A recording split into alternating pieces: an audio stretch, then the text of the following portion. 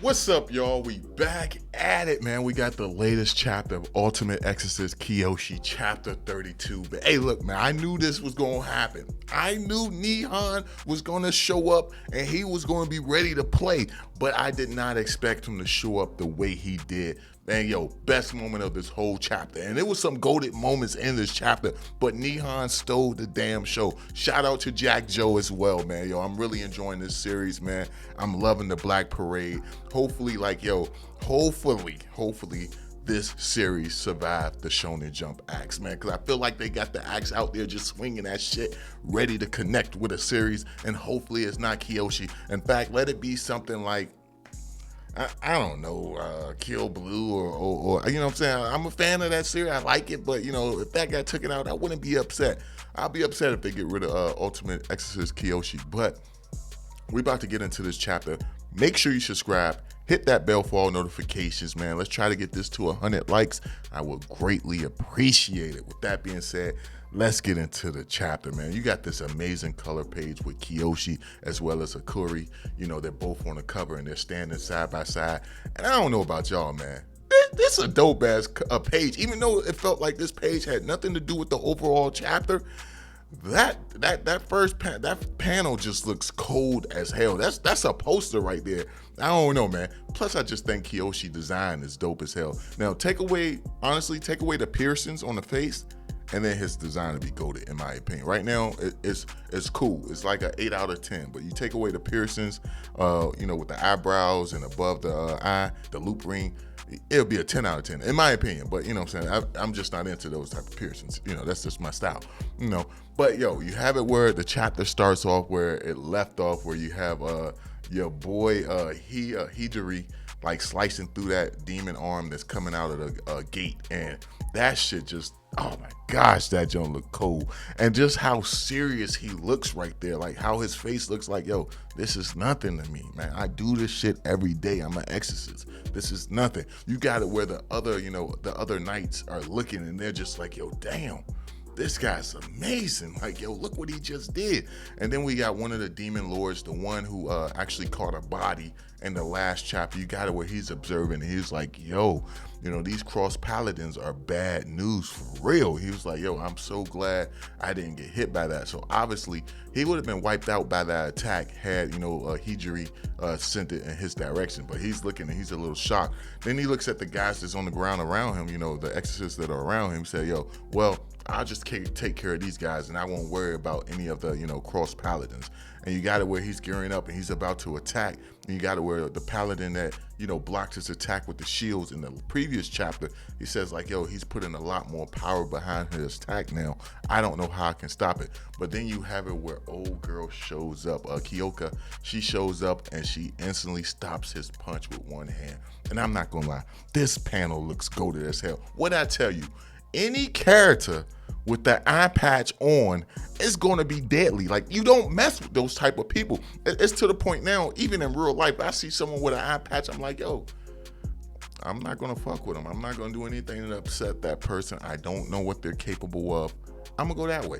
You know what I'm saying? That's how much, you know, I've been changed by eye patches in anime, because every time you see someone with an eye patch, they just on a whole nother level. Now I'm curious if maybe at some point she might remove that eye patch and have a crazy eye or a crazy ability that we don't know about. I wonder if that's going to be the case, because not every character that wear an eye patch actually has powers behind the eye patch, but they do just happen to be strong as hell in most series. I can't think of a series where, maybe the latest chapter of Kagurabachi.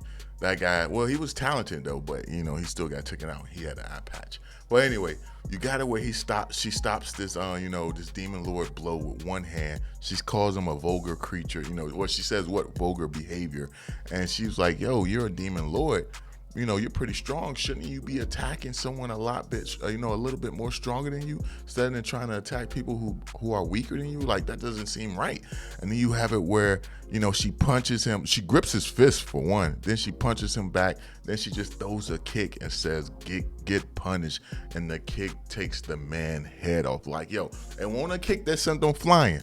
It was a kick that removed the whole head. And you got it where the other exorcists that are around her are looking at this, you know what I'm saying, this cross paladin like, yo, damn, she saved us. You know what I'm saying? Like, yo, Kyoka saved us. Like, and they cheering for her and everything. And she's like, yo, you guys need to get in shape. You fucking up. You acting like cowards around here. I need y'all to toughen up and get the job done. And you know, she goes to like this sweet and loving personality where she's like, yo, I'm counting on all of you. And you got it where the guys like, yeah, we can do it. We're gonna do our best. You know, because apparently they probably charmed by her. And I didn't even realize till right now how big they drew her chest in this panel. Like her hand is literally resting there. And I guess that's what get the guys to get into shape. But then you got it where she says like, yo, she tells everybody to get away from her. Things are about to get serious. And then we see one of the other demon lords appear. The one that's in the suit jacket with the star with no shirt, but her chest is being covered by her jacket.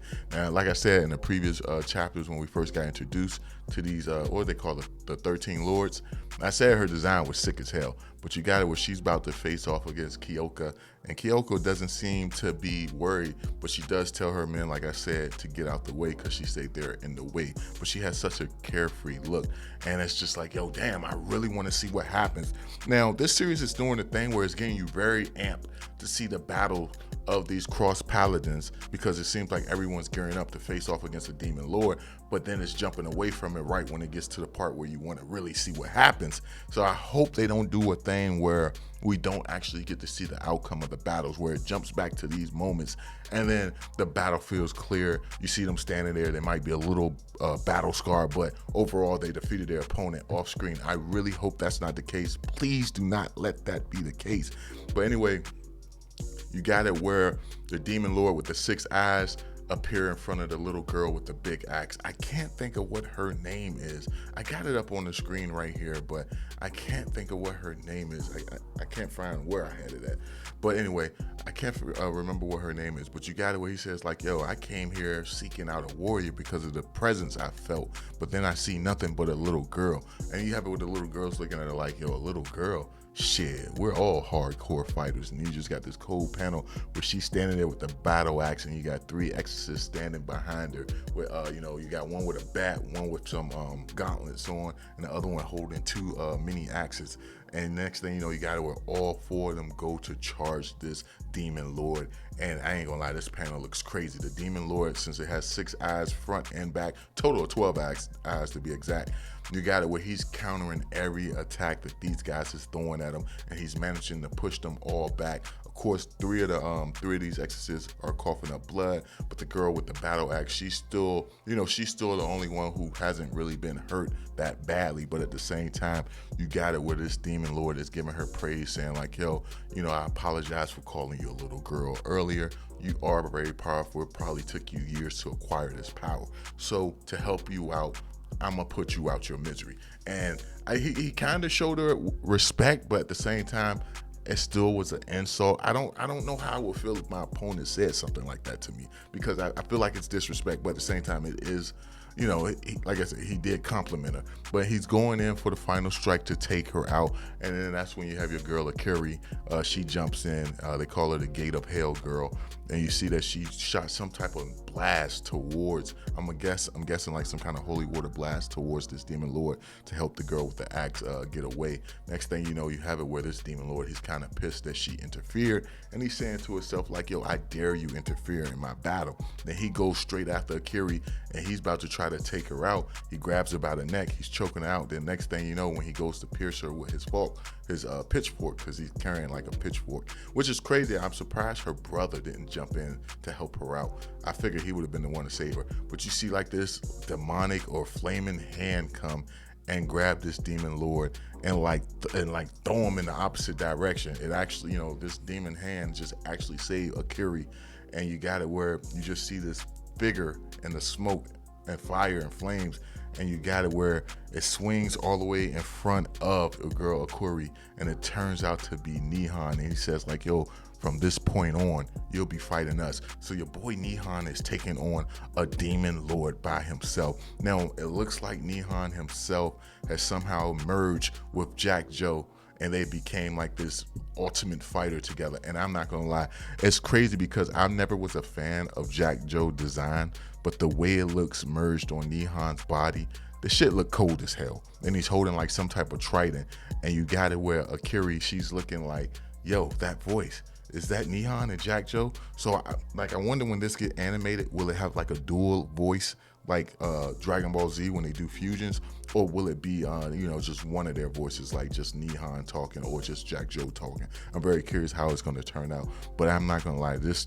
was just a cold way to end the panel. Nehan just, oh my gosh, man, what a chapter, man. I knew Nehan was gonna do something. I just ain't know how long it was gonna make us wait, and I'm glad it wasn't that long. I'm very curious to see what else he's capable of. The fact that he can make long arms kind of gave me vibes of Nero from Devil May Cry, hence my name. But yeah, it gave me vibes of that, how he can make his hand really big and hurt his opponents. So I'm very curious what's going to happen in this battle. I hope we have a whole chapter focused on Nehan and even get a little bit on his training that he had with Hijiri in the previous chapters. But let me know your thoughts on this one down below. Make sure you like this video, greatly appreciate it, man. And let me know your thoughts down below. But I'll catch you on the next one, man.